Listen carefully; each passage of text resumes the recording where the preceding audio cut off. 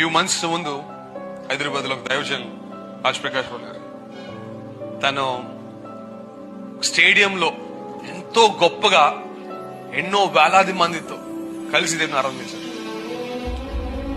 నేను మొన్న చూశాను, మళ్ళీ ఈ రోజు ఆరాధన చేసుకోవడానికి స్థలం లేదు దానికి.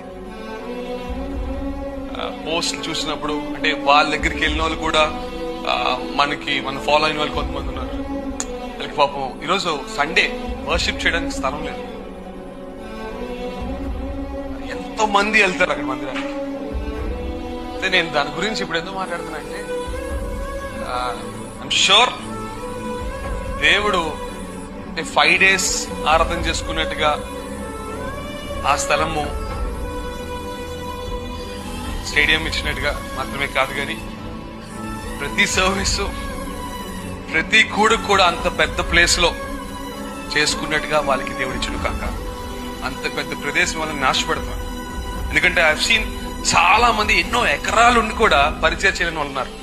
ఈరోజు బలమైన పరిచయం చేస్తున్న వాళ్ళకి దేవుడు అటువంటి ఎకరాలు ఇచ్చును కాక. అటువంటి గొప్పగా పరిచయం చేసిన వాళ్ళు అనేక మంది ఉన్నారు. వాళ్ళందరికి కూడా దేవుడు గొప్ప స్థలాలు ఇచ్చును కాక.